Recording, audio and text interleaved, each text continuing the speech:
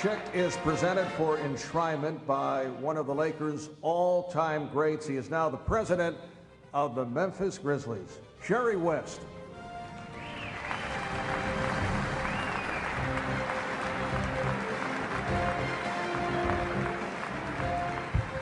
Thank you very much. A number of years ago, I'm not really sure when I was elected to the Hall of Fame, but I'm probably more nervous doing this than I was when I got elected. But I'm really honored to be here tonight to honor a man who played such an incredible role in the development of professional basketball in Los Angeles, Francis Chick Hearn. In 1960, the then Minneapolis Lakers were moved to Los Angeles. We were the team that made the back of the newspapers then. The LA Rams and the Dodgers were the headliners in the sporting world of Los Angeles. But soon Chick Hearn changed the perception of basketball in Los Angeles. His words-eye view of Lakers games came to signify the most gifted and unique announcer in all of the NBA. The Lakers today are the most popular professional team in Los Angeles, and some would argue, I'm sure not in this area up here, in all of sports. In great appeal to Chick Hearn's enormous popularity and his way with words. His many Chickisms, and you heard a few of them, will forever remain a part of basketball's vernacular. Today, there are 6, and with James Worthy's induction tonight, now 7 LA Laker players who have been inducted in the Hall of Fame. And I'm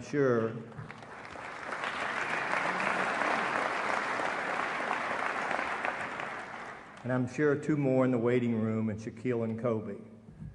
Chick Hearn made all these players bigger than life. Baylor, Chamberlain, Goodrich, Kareem, Magic, Worthy, and now Worthy, I might add. He made Laker games a part of the culture of Southern California and for many generations and millions of fans.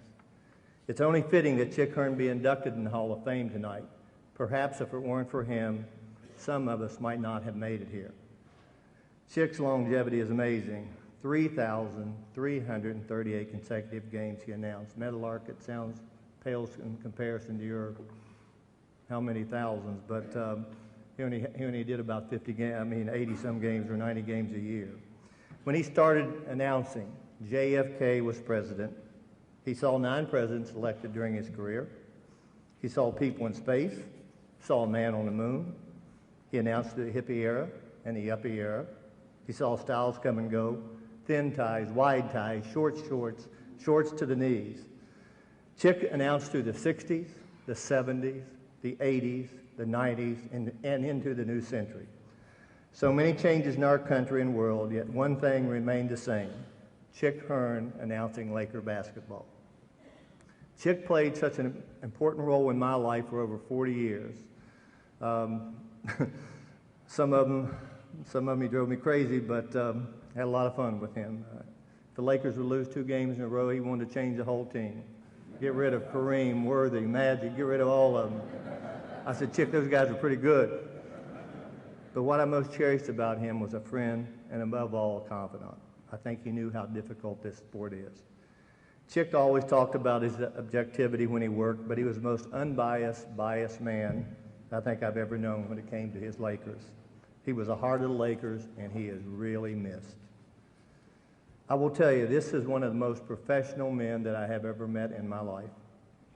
I know he used to get to the Forum and also the Staples Center at about 3:30 in the afternoon to get ready for the games at night.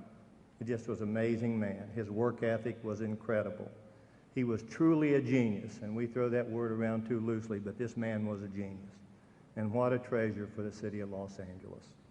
He had the incredible ability to make everyone feel important. He had a common appeal regardless of who he was with. And I think a lot of us in the room would like to have that. And for some reason, people came to him. He was like a Pied Piper. It's almost impossible for me to believe that we will ever see a person with such a profound effect on a city and professional sports. He was loved by all. It got so bad that Marv and all the announcers who did games on NBC and CBS, they turned you guys off and they listened to him on the radio and watched the game on television.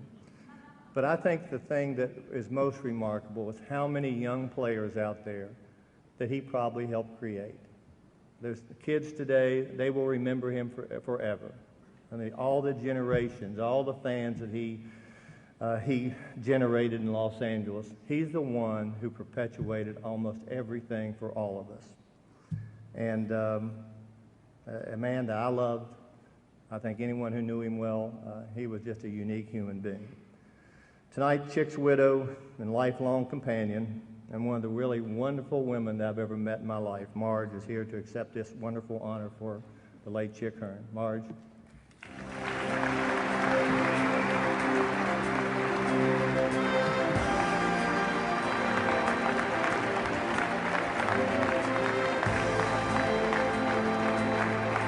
Marge, come right here for a second. Nice strong, Jerry.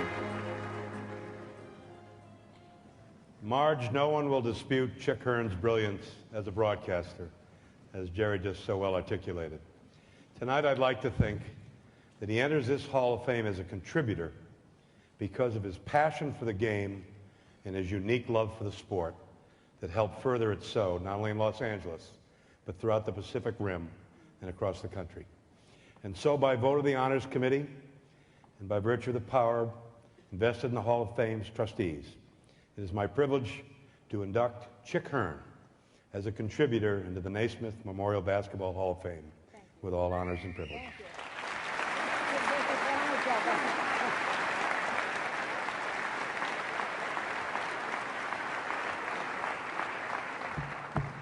Well, Jerry, if you think you were nervous, I get nervous just standing here. But you would have been his first choice, too, and he would have been very happy to have you here. And Chick, if you're nervous, don't be nervous. I'm not going to blow it. I think everybody knows about Chick's accomplishments, so I think I'll just tell you a little bit about Chick the man. He was very humble. He had a great Irish wit. Wait, I'm on the wrong page. So, now let's see. Just wait. I'll find it. But I think he was so dedicated to the game. He loved it with a passion. And I think I'll tell you a little story about his dedication to the game. You probably don't know that he was the sports director at NBC in Los Angeles for 10 years, and doing the Lakers besides. So a routine day for him would be doing a football game at the Coliseum in the afternoon. And on this particular day, they were trying to figure out how they would get him to the Laker game at night. So they decided the best way was to put him on a motorcycle. He didn't even like black leather, much less a motorcycle. Anyway, he did the football game, and they got him on the motorcycle, told him to put the helmet on, but it didn't fit. His head was too big for the helmet. Anyway, they got him to the airport, and I drove behind him because I had all of his Laker equipment in the car. And then he took off for, I think they were playing San Francisco at that time. And he would do the game there. I would go home so I could listen to it, drive back to the airport, 1 or 2 o'clock in the morning, and pick him up. And so that's the kind of dedication he had. 2 major teams, different sports, and he did that in a day many, many times. I think if I were to ask him, and I never did, what he was most proud of, he probably would have said his 3,338 consecutive games. And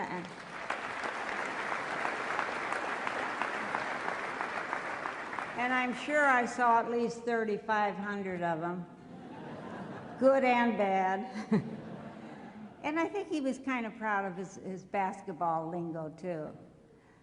As you know, they use slam dunk all over the world for everything. Even if you go in to buy a pair of shoes, they'll say, here's the slam dunk pair. So, I think he was for the fans. That's what he was about, was the fans. And I think he was very happy that the fans liked him too. And of course, he loved his 9 championship rings, thanks to the players. And I think he would have been very proud of the fact that the day he died, they lowered the flag at the Capitol, and Senator Brad Sherman brought the flag to my home and gave it to me. He wouldn't have believed that. He would have said, well, they made a mistake. They probably thought it was Vince Scully. But he would have been in awe of all the things that happened to him. But I want to tell you that my granddaughter, and my only relative actually, Shannon, right over here, and her husband Louis, and the great-grandchild that I have been my lifeline since Chick passed away. I couldn't have done it without him. Many thanks to the NBA for selecting Chick as the first broadcaster to be enshrined into the Hall of Fame. It's the ultimate award in the NBA and also the pinnacle of Chick's career. He did what he loved, and he did it well.